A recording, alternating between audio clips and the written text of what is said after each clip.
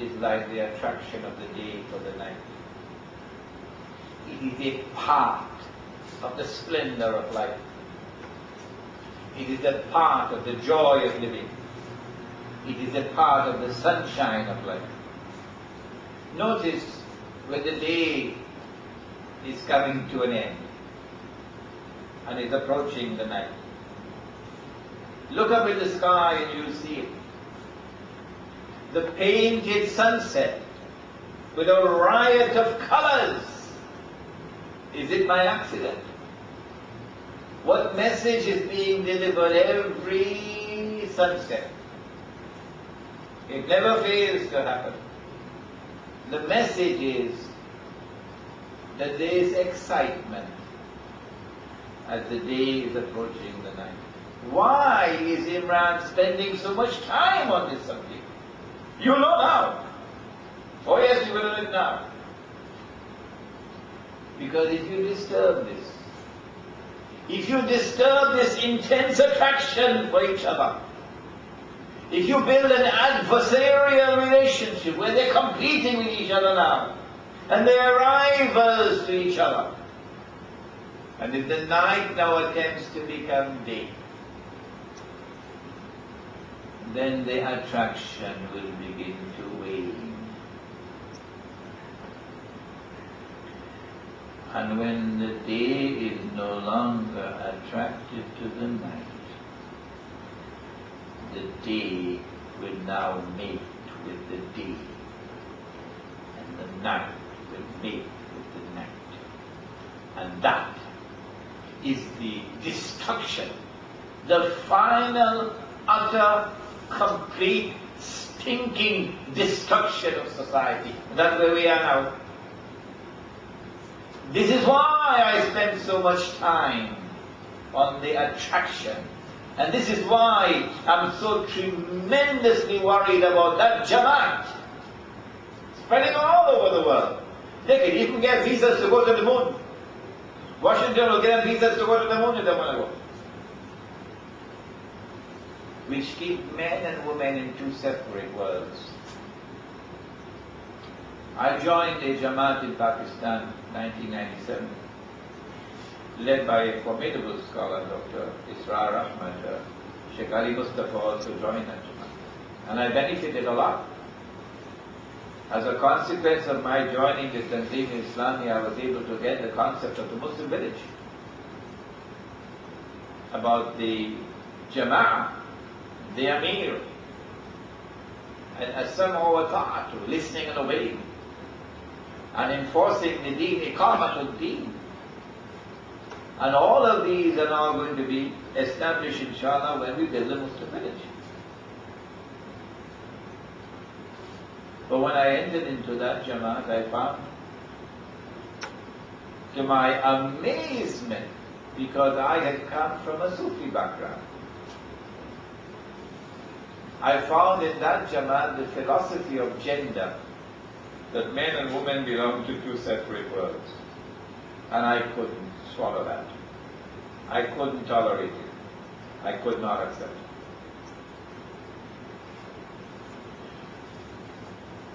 If you tamper with that intense attraction of the male and female to each other, then eventually you open a door which would culminate with the male being attracted to the male and the female being attracted to the female. And homosexuality and lesbianism will spread like wildfire. One of the biggest parades in Manhattan today, attracting about 1 million people, with all the big political figures have to be there in it. You cannot be on the who is who unless you are part of that parade.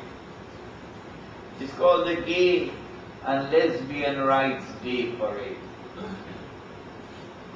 And in that parade they flaunt their sexual perversity and they flaunt their nakedness.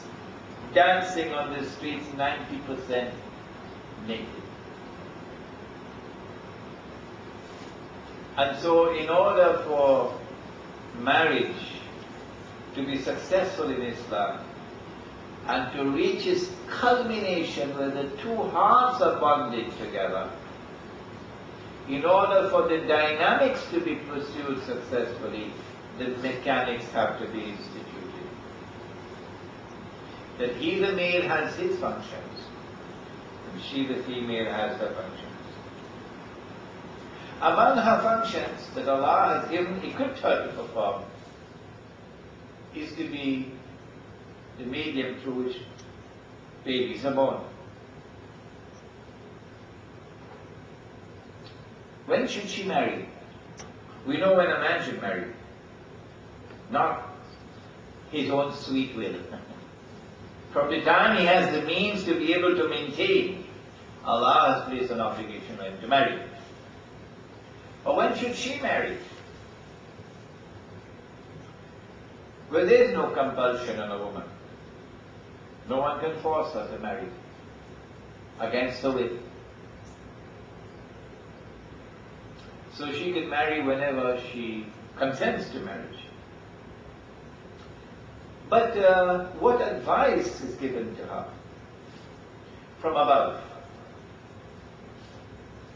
Two instances I ask our sisters to ponder over, because I know this part of the lecture is going to be controversial. Oh yes, there are going to be so many who will disagree with me.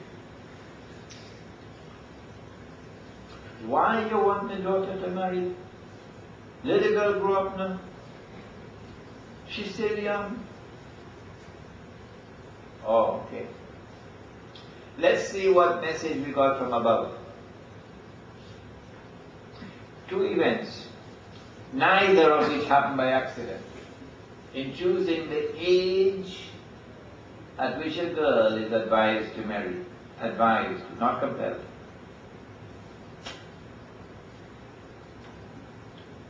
This little girl lived in the temple all her life. And she had the chief rabbi taking care of her, Zachariah, alayhi salam. Until she reached the age of puberty, which in that Mediterranean climate must be about the age of 12. And once she reached the age of puberty, she could no longer be allowed to live in the temple. And so she had to be sent back home to her mother. And so Mary went back home. Shortly after that, maybe age 13, most of all, maybe age 14, the angel appeared, Jibreel alayhi salam, and said to her, Mary, you will have a baby boy.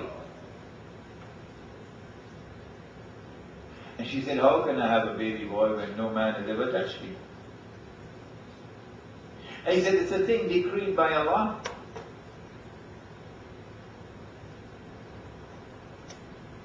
And so Allah, in His judgment, had chosen the age when she was to become pregnant and have her first baby.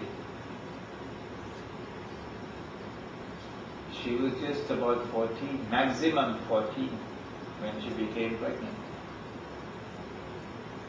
So what about this? Will let the girl grow up now?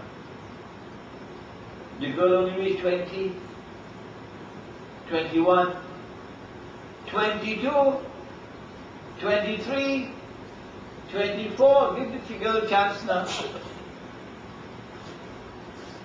Oh, I see.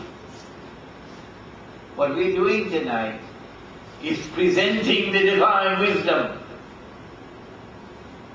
to remove, or attempt to remove, the brainwashing, the awesome brainwashing of this godless age. I know the questions will come after the lecture. So the divine wisdom was marriage as soon as possible after the age of puberty. That's the divine wisdom. Today's wisdom is something else. Second example. This did not happen by accident. This is a message being sent from above. The Messenger of Allah sallallahu ta'ala alayhi wa sallam had a dream. And in this dream, an angel came to offer something to him on a golden tray. Whatever it was on the golden tray had a silk scarf over it. And as the angel presented it, "O Muhammad alayhi salatu wasalam, this is yours. Uncover it." And so in his dream, he took over he removed the silk covering, and guess what he saw on the tray? He saw Aisha radiallahu ta'ala. Allah had ordained that Aisha be his wife.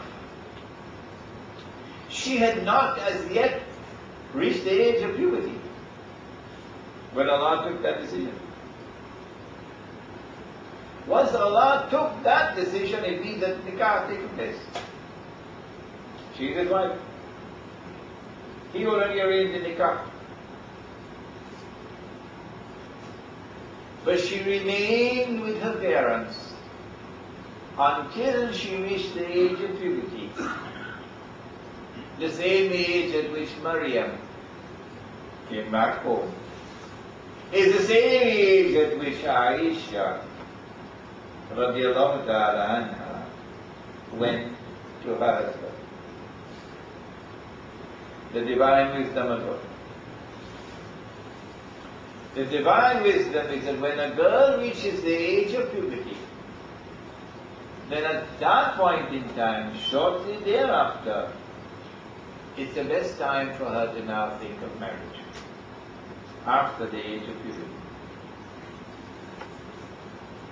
They had the law in this country up to age 14. And then they raised it to age 16.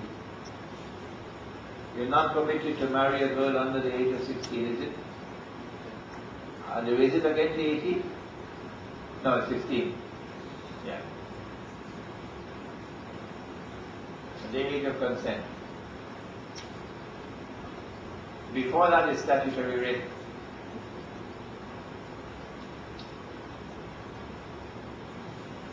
And so marry when you're young. What is the advantage of a girl marrying early rather than late?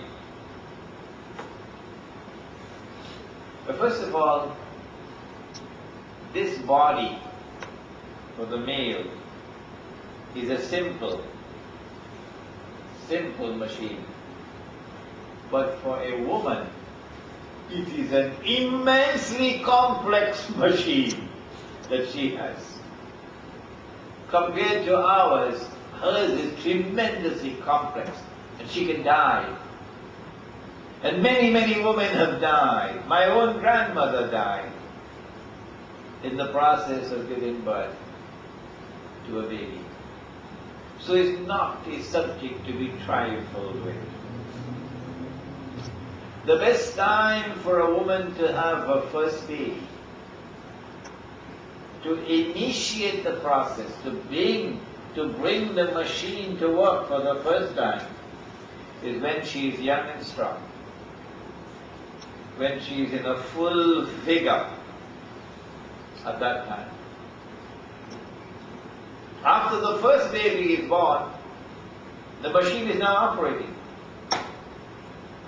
She can have as many babies as possible. There will be no problem now, no danger, or much less danger when the first baby is to be born. What's the problem if you delay?